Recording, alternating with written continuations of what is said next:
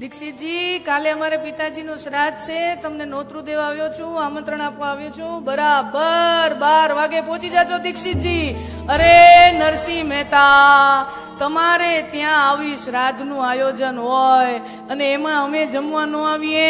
અરે હાલો. એમ નરસિંહ મહેતાનું બાવડું પકડીને પાછા એ દીક્ષિતજી નરસિંહ મહેતાને લઈને આખરી નાગરી જે શેરી હતી નાગર સમાજની શેરી, અને એમાં વચ્ચે બધા વડીલો આમ બેઠા હોય અને એ આખી શેરીમાં મહેતાજીને લઈને કે હે નાગરી સમાજ સાંભળો, મહેતાજી આપણને આમંત્રણ આપવા આવ્યા છે.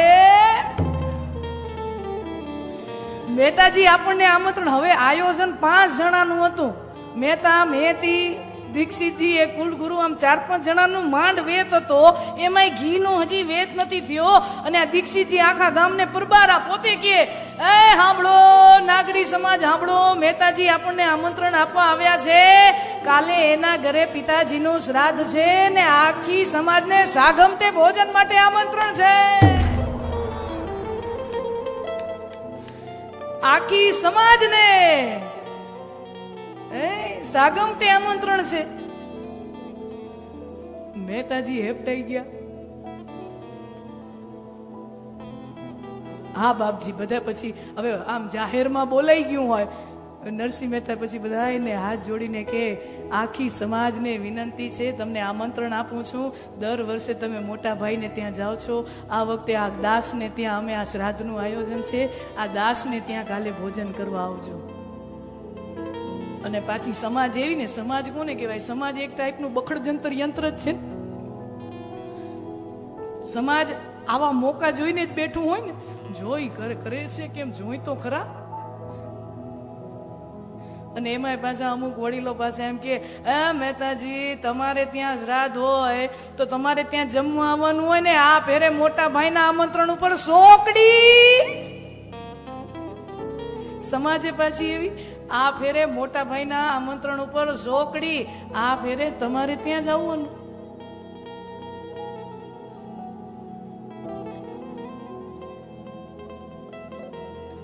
મહેતાજી પાછા આવ્યા ઘરે. મહેતી કે કેમ સ્વામી, તમે ઘી લેવા જવાના હતા ને, દીક્ષિતજીને ત્યાંથી ઘી લેવા જવાના હતા ને, પાછા ક્યાં આવ્યા? તો કે તમને કેતો જાઉં, હવે ઘી લેવા તો જાઉં છું, પણ હવે તમને કેતો જાઉં કે હવે આટલી તપેલીમાં મેળ પડશે કે કેમ? તો કે 5 જણાના શીરામાં કેટલું ઘી જોઈએ? તો કે મહેતી વાત એમ છે ને કે 5 જણા નથી, હવે આયોજન આપણે 1000 માણાનું થશે. 1000 માણા? અહીંયા 5 જણાના ઘીનો વેત નથી થયો, શાકભાજી હજી આવ્યું છે ને એ 5 જણાનું, અને તમે કહો 1000 માણા આવશે? હા, દીક્ષિતજીએ મારા વતી આખી સમાજને આમંત્રણ આપી દીધું. અને પછી આપણાથી હવે ના કેમ પડાય, હવે આપણો ઠાકર પૂરું પાડશે. હવે આપણો સામળિયો પૂરું પાડશે. આ ભરોસો છે. ભક્ત છે ને ગણતરીબાજ ન હોય. આ કેમ પૂરું થાય, આમ સામાન્ય માણસ હોય ને એ ગણતરી જ માંડે, કેમ પૂરું થાય, કેમ પૂરું થાય, કેમ પૂરું થાય. ભક્ત કોઈ દી ગણતરી માંડે નહીં, એને ભરોસો હોય પૂરું થઈ જશે. હા, એને ભરોસાનું બળ હોય, પૂરું થઈ જશે. તપેલી લઈને નરસિંહ મહેતા ગયા બજારમાં ઘી લેવા. એક હાથમાં કરતાલ અને એક હાથમાં તપેલી. એક હાથમાં કરતાલ અને એક હાથમાં તપેલી.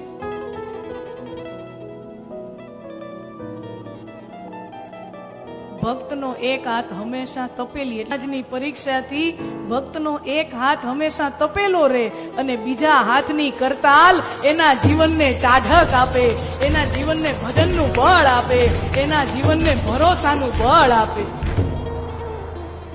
એક હાથ તપેલો હોય, બળતો હોય, અને બીજા હાથની કરતાલ એને ટાઢક આપતી હોય, ભજનનું બળ આપતી હોય.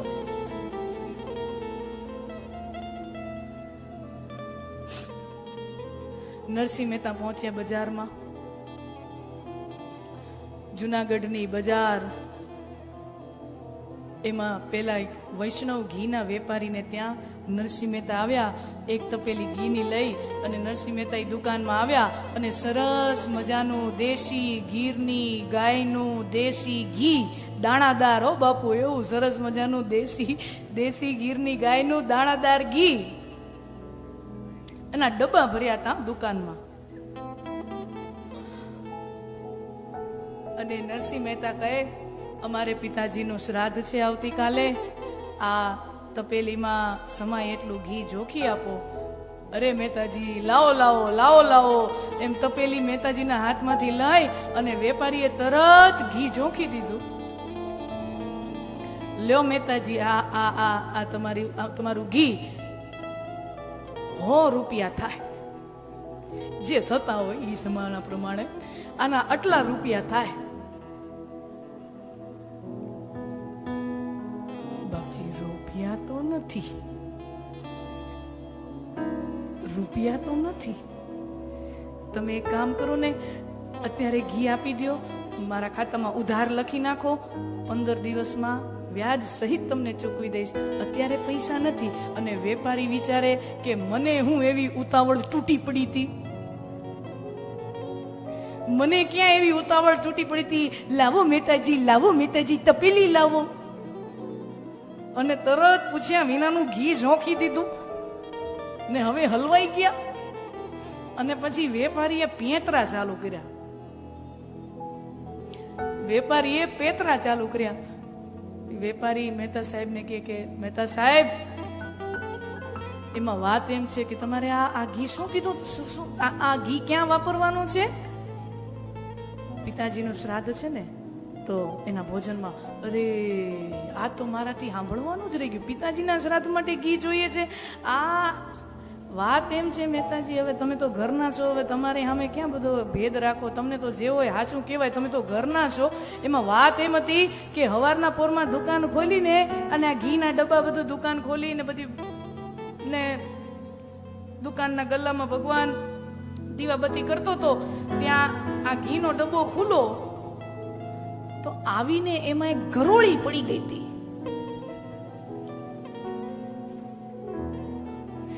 આવીને એમાં એક ગરોળી પડી ગઈ હતી.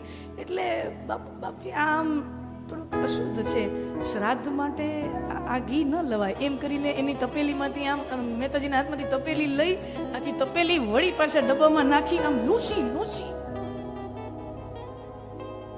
એક ટીપું રહેવા ન દીધું. આખી આમ લૂસીને આંગળીઓ આમ ગહીને લૂસીને એક ટીપું રહેવા ન દીધું. લ્યો મહેતાજી, એમ કરીને તપેલી પાછી આપી. મહેતાજી સમજી ગયા વેપારીના પેતરા છે. બીજી દુકાનમાં ગયા તો ઈ વેપારીના એવા પેતરા, ત્રીજી દુકાનમાં એની એવી જ વાતો.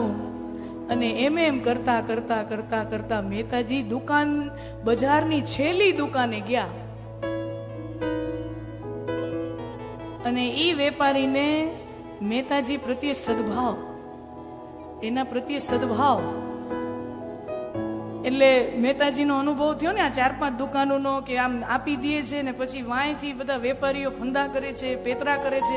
એટલે આ દુકાનમાં જઈને મહેતાજીએ પહેલા જ કીધું કે સાહેબ, ઘી લેવા આવ્યો છું, તમને પહેલેથી જ કહી દઉં, મારે જો કાલે પિતાજીનો શ્રાદ્ધ છે, એમાં ઘી જોઈએ, પણ તમને પહેલેથી કહી દઉં, મારી પાસે અત્યારે રૂપિયા નથી, પણ તમને 15 દિવસે આપી દઈશ, વ્યાજ સહિત ચૂકવી દઈશ, એની બાંહેધરી આપું, પણ અત્યારે કાંઈ નથી.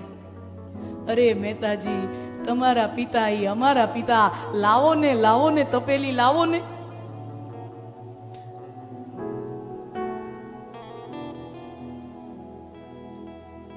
તમે આનું કઈ ચૂકવણી કરતા નહીં, ઉધાર નહીં. આ તમે એમ સમજો કે મારો આ સદભાવ છે, સદભાવ રૂપે હું તમને આ ઘી આપું છું. તમે આનું ઉધાર કે જમા કે આ બધું કાંઈ તમે વિચારોમાં તમે આ ઘી લઈ જાઓ.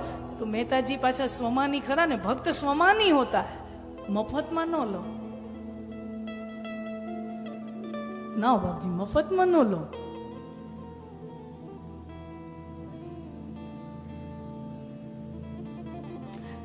મહેતાજી, તમને એમ થતું હોય, તમને એમ તમારો સોમાન એમ જતો હોય ને તમને એમ થાય કે મફતમાં ન લો તો કાંઈ વાંધો નહીં, તમે 2-4 ભજન સંભળાવી દો, તમે 2-4 પદ સંભળાવી દો, એમ સમજશું કે તમે મને 2-4 પદ સંભળાવ્યા, એના ભેટ સોગાદ રૂપે હું તમને આ ઘી આપું છું. તમે એમ સમજજો. તમે 2-4 ભજન સંભળાવો અને મહેતાજીને ભજન સંભળાવવાનું કે, અને મહેતાજીને તો ધૂન લાગી જાય. ગોવિંદ બોલો, હરિ ગોપાલ બોલો, ગોવિંદ બોલો, હરિ ગોપાલ બોલો, ગોવિંદ બોલો, હરિ ગોપાલ બોલો, ગોવિંદ બોલો, હરિ ગોપાલ બોલો, રાધા રમણ હરિ ગોવિંદ બોલો, રાધા રમણ હરિ ગોવિંદ બોલો, ગોવિંદ બોલો, ગોપાલ બોલો, ગોવિંદ બોલો, ગોપાલ બોલો, રાધા રમણ હરિ ગોવિંદ બોલો. રાધા રમણ હરિ ગોવિંદ બોલો. મહેતાજી કરતાલ વગાડતા જાય, ગોવિંદની માધવની ધૂન બોલાવતા જાય, અને આ બાજુ મહેતી ઘરે રાહ જુએ. મહેતાજી ગયા બજારમાં, ઘી લેવા ગયા. હવે આ રસોઈ બનાવવાનો સમય થાય, પછી અતિથિઓ આવે, મહેમાનો જમવાનો ટાણું થાય, અને મહેતાજીના હજી કોઈ સમાચાર નથી. અને મહેતીને ચિંતા થાય, પોતાના ઘરના મંદિરમાં જઈ અને ત્યાં સાંભળ્યા ઠાકર બિરાજમાન હોય, અને એ મહેતીનો ભરોસો કેવો, એનો ભાવ કેવો. હે નાથ, તમારા ભગત નરસિંહ મહેતા, એની લાજ રાખી દેજે બાપ. બજારમાં ઘી લેવા ગયા, મને લાગે કોઈ વેપારી એને દેતા નહીં હોય, અને હવે ટાણું આવ્યું છે, ખરાખરીનું ટાણું આવ્યું છે, મહેમાનોને જમાડવાના છે. હે બાપ, આખું જીવન તારું નામ લીધું છે તારા ભગતે, હવે તારા ભગતની લાજ ન જાય, ઈ તારે જોવાનું છે. સાંભળ્યા હે મારા ઠાકર, તારા ભગતની લાજ જાહે ને ઠાકર, તો તારા ભગતની લાજ નહીં જાય, તારી લાજ જશે મારા વાલા, તારી લાજ જશે. अपना मान टले टल जाए, भक्त का मान न टलते देखा, प्रबल प्रेम के पाले पड़कर प्रभु को नियम बदलते देखा. અને જ્યાં મેતીના હૃદયમાંથી અંતરનાદ દર્દનો પુકાર થાય, ધરતી હલે ને, ધરતીમાં કંપન થાય તો એને ધરતીકંપ થાય, એને ધરતીકંપ કહેવાય. પણ જ્યારે કોઈ વૈષ્ણવ, જ્યારે કોઈ હરિભગતનું દર્દ કંપે ને, ત્યારે વૈકુંઠ કંપ થાય,